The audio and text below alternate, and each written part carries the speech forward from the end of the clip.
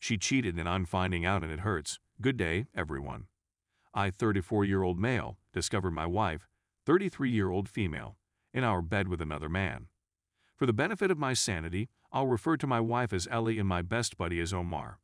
Not our real names. Ellie and I met in college and clicked right immediately. When we first started dating, I wasn't very aggressive. In fact, it was her exhibiting interest and desire in me that caused me to begin to appreciate myself and work through a slew of issues. I was simply a hardworking, nerdy, clever person who had never had much luck with women. It seemed almost unbelievable to me that someone as intelligent and beautiful as her would show as much interest in me as I did in her. We've both always been driven, which led to us each starting our own little enterprises by the time we left college. We moved in together after college and married a year later. We had a pretty strong marriage, in my opinion. We'd been through family tragedies, professional problems, and minor and huge arguments, and we'd always managed to work through it all, and I believe it made us stronger. Ellie has always had a broad social circle that included a good number of guys, but I never gave it much attention because she never did anything that raised red lights because all social events seemed to always be with a large mixed group, and I grew to trust her closest friends.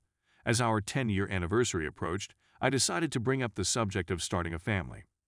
We had chosen early on in our relationship to compromise on the size of our family. I wanted kids, she wanted none or at most one, so we settled on one. Now, 10 years into our marriage, financially stable and thinking about how healthy I thought our relationship was, I broached the subject. I can't help but think that my actions may have triggered this entire line of events. She told me around 3 months ago that she was going out with her buddies to have some fun. She basically told me she needed to relax since she was freaked out over me asking about having children again. That night, at 4 a.m. she returns, and our bedroom is entirely dark from then on. In our relationship, Ellie has always initiated as much as I have, if not more frequently, and except for brief periods when we were traveling, I can't see us ever lasting more than 5 days without any type of intercourse. She starts going out more, guarding her phone, ignoring me, and doing things I've never seen her do before. After about 3-4 weeks of this, I talk to my best friend, Omar, and he directs me to Reddit, where I begin reading. I eventually feel I need to do something about it because it's starting to bother me. I don't just want to trust her. I prefer to trust my wife, and I have to trust her. Needless to say, I get my hands on her phone and start checking her calls and texts, feeling like a monster invading her privacy. One of the new folks in her social circle turns out to be an old high school love from before we were together. The more I dug, the more I discovered. I suppose the fact that I'd always trusted her entirely made her more relaxed about concealing the affair. I discovered that he had attended that party a month before, and they had spent the entire night catching up and ended up kissing, not even really disguising it from her entire circle of people, and then conveniently walking to the restroom at the same time. All I'd felt up to this point was a huge pit of uneasiness in my stomach, a part of me attempting to cling on to the idea of the lady I believed I'd married, a kind of self-delusion. But the anger and despair become overwhelming, exacerbated by the fact that she appears clueless to my sudden apathy. She didn't notice I'd ceased making romantic gestures. I felt like I was breaking down on the inside. Finally, about a month ago, I decided to catch them in the act, and I told Ellie I was going to visit my cousin for the weekend. He lives 3 hours away, but instead I went to stay with Omar, who has been assisting me in recording and copying everything. I waited, and sure enough, she took him to our house and placed him in our bed. I crept inside the home and made my way to our room, and the sounds confirmed my suspicions. They were so engrossed in it that they didn't notice me standing outside the door, capturing them with my phone. I literally felt something inside of me snap, like if something in my spirit snapped so loudly that I could hear it. My veins turned ice cold, and I couldn't breathe because it felt like a 10-ton anvil had been dropped on my chest. I became numb. Because I only recall sections of the next few minutes, I can only tell you what Omar says happened in this section. According to Omar, whom I had brought as a witness, I walked over to them, yanked the guy off the bed, and Omar yanked me off of him. I recall Omar pinning me to the ground. Following that, there was the expected hysteria of being apprehended. I went no contact for 5 weeks and started working with a lawyer, bracing myself for the worst. Omar acted as her point of contact throughout that period because I didn't want to talk to her. Ellie called my folks to inform them that we were having troubles. We met and talked after 5 weeks of NC. She was sorry and said it wasn't my fault because it was all her blame, her responsibility, and her decisions. We decided to seek marriage counseling to see if there was anything salvageable. I can't believe I still adore her after all of this time. I'm disgusted with myself for caring about her well-being and happiness. I really despise the fact that I now have to rethink our entire relationship. Was it just now that she became open about cheating? Or had it happened before and I didn't look far enough, or was too trusting to see it at all? It's been over a month since I decided to undergo marriage therapy, and I have a few questions for those who have already gone through it. Is it possible to reconcile without losing some self-respect? How long does the cycle of anger, sadness, and numbness last? I'm tired of being on an emotional roller coaster all the time. I despise the idea of constantly being on guard. I'm not sure if that's a symptom of me wanting to leave or just exhaustion.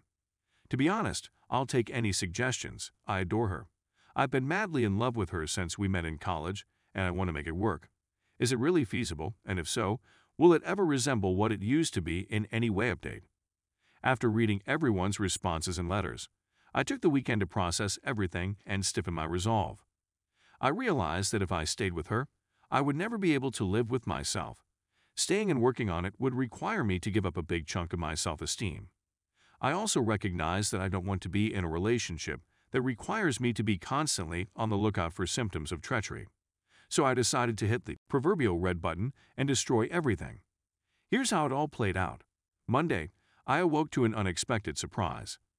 My Johnson greeted me with full attention when I opened my eyes. Guys, I can't tell you how surprised I was, given that I hadn't had morning wood since learning about Ella's affair.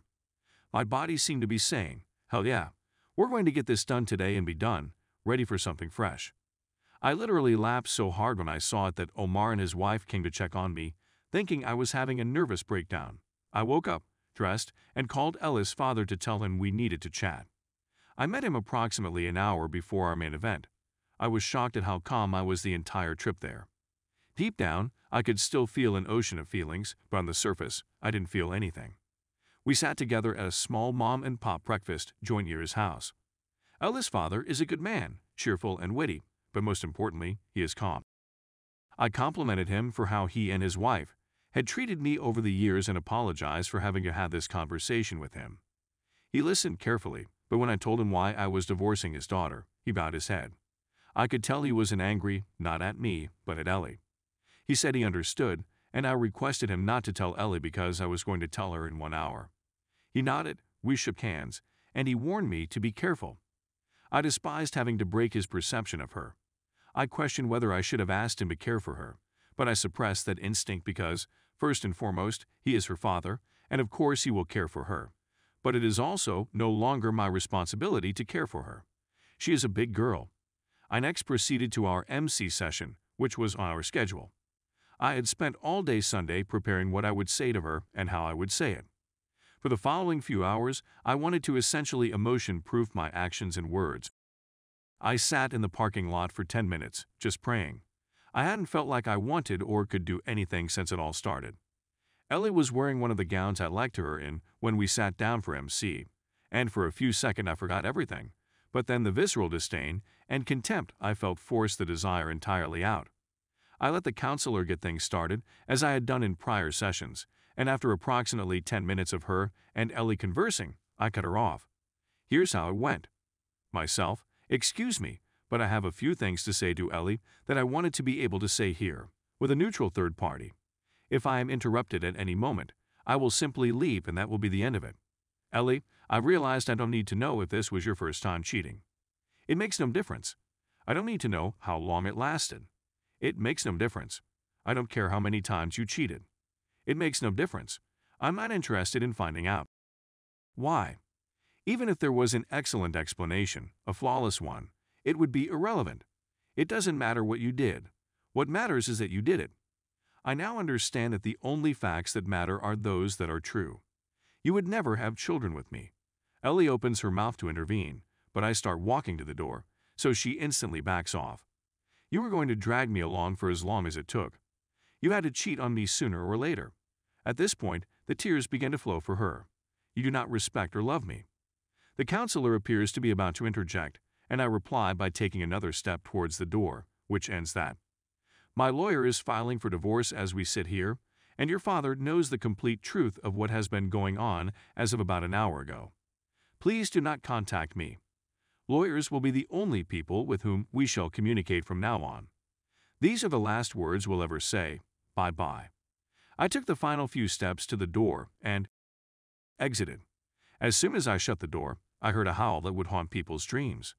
She ran out of the office, chasing me and trying to stop me, telling me how sorry she is, how we can have a family, and to give her a second opportunity while crying uncontrollably. I pushed by her, got in my car, and drove away. That ocean of emotions that had been quietly hiding behind it all began to roil at this point, and I was barely holding it in. I drove to my parents' house and texted Ellis, closest friends, spouses, the text message I had planned.